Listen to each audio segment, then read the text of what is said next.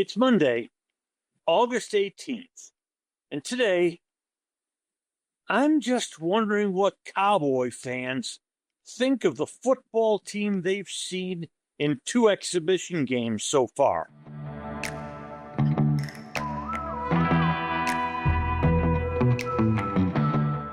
And now, a word from our title sponsor. Eyeing retirement? We aim to turn your nest egg into a paycheck with half the amount you've been led to believe. Fluent Financial combines in-house portfolio design risk management with income-generating investments designed to aid your financial independence. Our goal is to develop an effective portfolio strategy to help you retire sooner and have a better lifestyle. Fluent Financial can also implement a program that allows business owners to install a cash balance plan, which may potentially reduce income tax payments. You've worked hard to become successful. Let us help develop an effective portfolio strategy that works for you. Learn more today about Fluent Financial. Retire sooner, better lifestyle. For more information or to schedule a meeting, visit fluentfinancial.com or call 972-852-4800.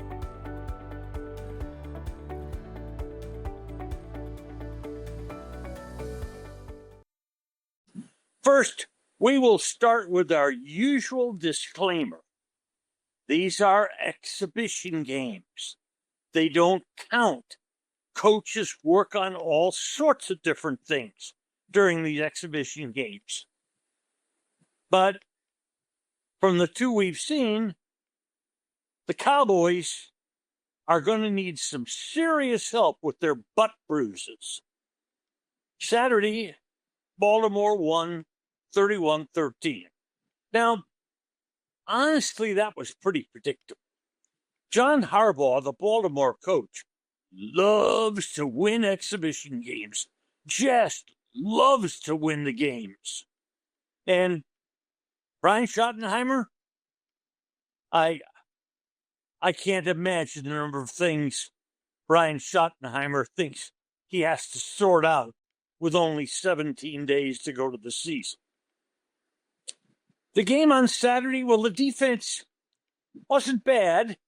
Now, it wasn't good, but it wasn't bad. An interception for a TD provided the only TD the Cowboys scored Saturday night. But the defense did allow Baltimore to drive for 2 touchdowns and get 6 field goal attempts. But the defense was still the star of that game because the Cowboy offense sucks. It is awful. And that starts with the quarterback, Joe Milton. The Cowboys traded for him as a backup to Dak Prescott.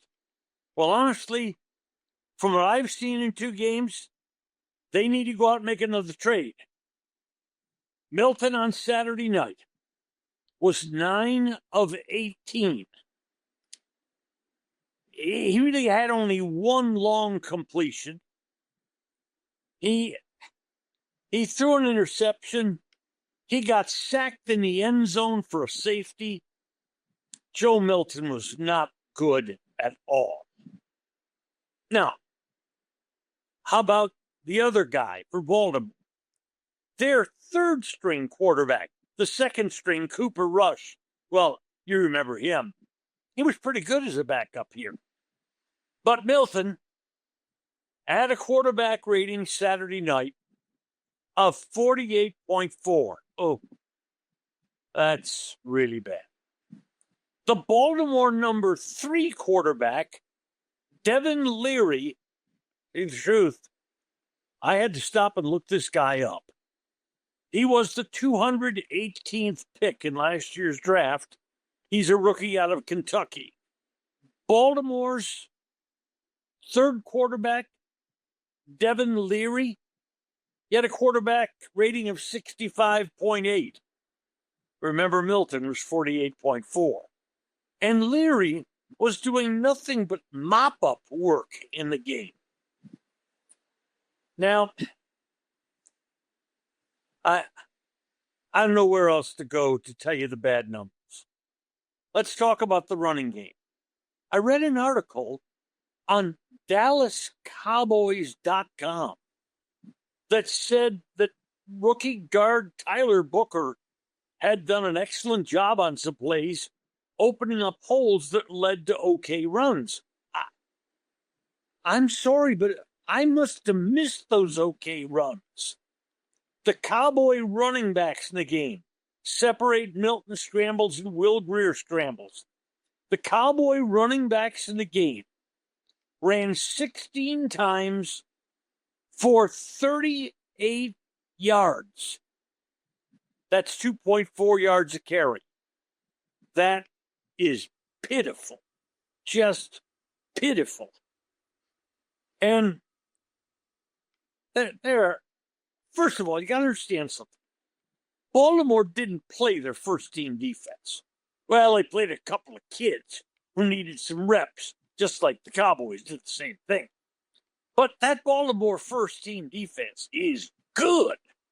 Well, the Cowboys made the second team defense look good, and the third team defense look good. Let me remind you that a couple of weeks ago, the Cowboys first team had a controlled scrimmage against the Rams first team. The Rams offense was better and the Rams defense was better. And in the first exhibition game of the year, the Rams second team was better than the Cowboys second team. The Rams third team was better than the Cowboys third team. And now last night, the Baltimore second team is better than the Cowboys second team. And the Baltimore third team is better than the Cowboys third team. Late in the third quarter, the time of possession in this game was Baltimore had it for 31 minutes and Dallas had it for 11. Holy cow. For the game, Baltimore, a little over 40 minutes. Dallas, a little under 20 minutes. And for the game, Baltimore gained 399 yards to the Cowboys, 176. And that 176, realize the Cowboys gained a bunch of garbage yards in the fourth quarter against the Baltimore third and fourth stringers. Cowboys were 2 for 11 on third down. Baltimore ran 79 plays. The Cowboys ran 47. And those 47 plays, the Cowboys averaged 3.74 yards per play. That's hideous. I'm sorry. There are other words. Putrid's another good word, but any of those will do. Now, Dallas did play a couple of its younger players.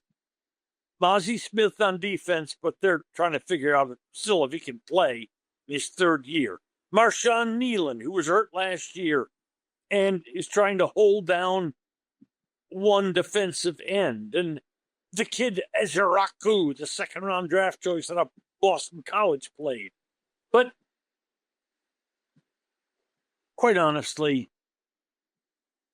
the Cowboys next week are probably going to play some of their first teamers. Let me suggest you they better play some of their first teamers, because the second team and the third team don't look like they're ready to play. And maybe the Dallas ones are better. The only time we've seen them is that scrimmage against the Rams. And Coach Schottenheimer, though, look at the stuff he still has to figure out. Running back, offensive line, defensive line, cornerback situation. And, by the way, where's Micah Parsons? And they open in 17 days in Philadelphia against the defending Super Bowl champions. But hey, it's Philadelphia. They'll probably take it easy on the Cowboys.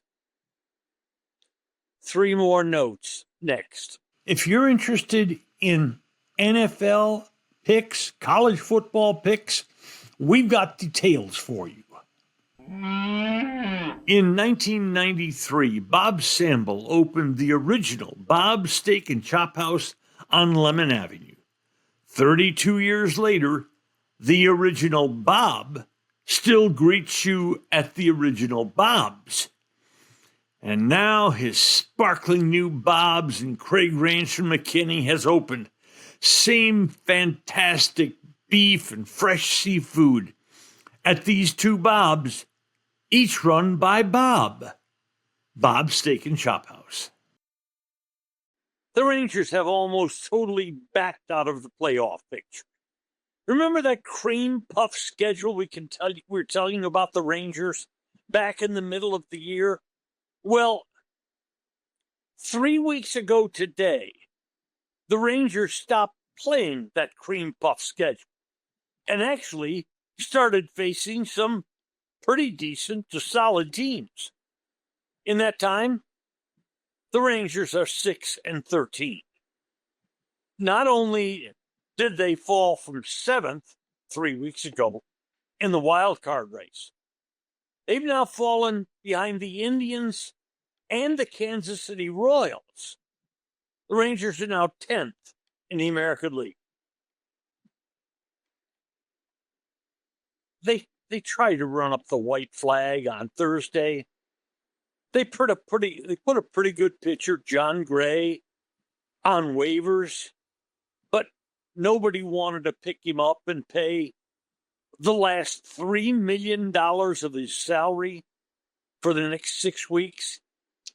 $500,000 a week, long relievers. You're not going to get that picked up on the waiver wire very often. The Rangers are game under 500. But you know what's really, really sad? Think of all the blown leads on this club. They have 24 blown leads and 30 relief losses. Think of that for a minute. That's second in baseball. They've also lost 22 games on the opponent's last at bat. Ouch! The offense has been terrible. I could run down how terrible, but I don't want to make this podcast forever. But think of all that. All the blown leads, all the bad bullpen, all the terrible offense, and yet today the Rangers wake up just 11.5 games out of the best record in the American League. Is there a way to still pull this off? Yeah, if you can do it on paper, you can do it on the field.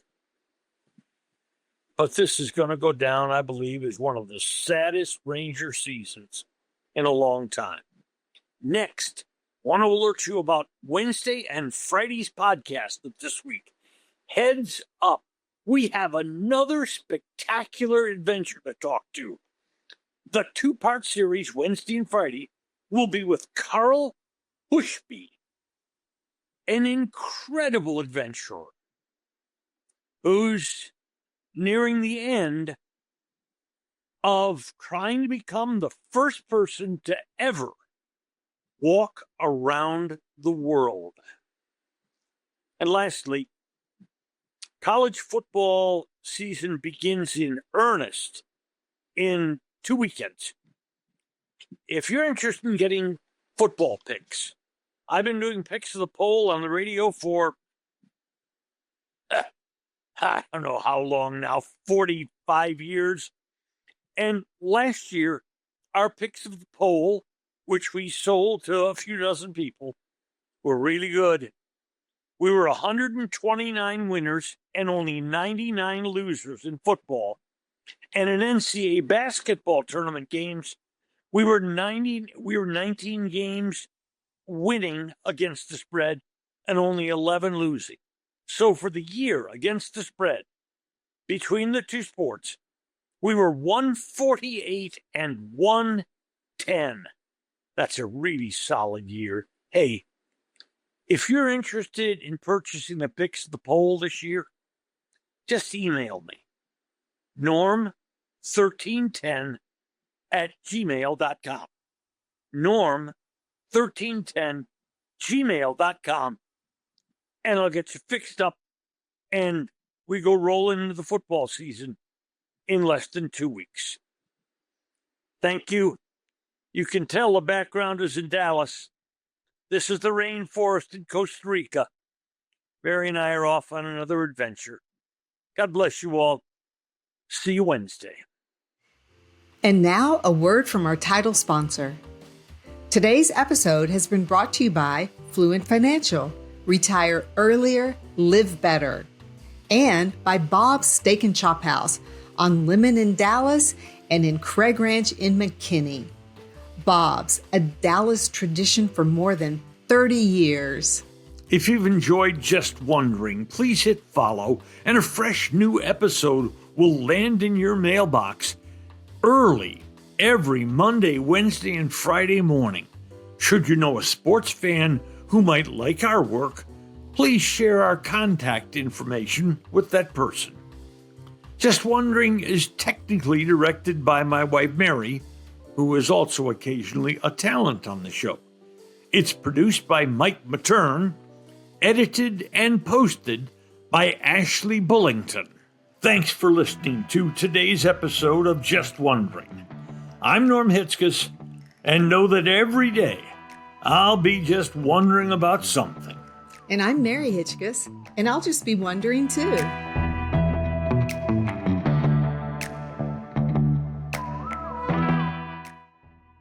This is a Stolen Water Media production.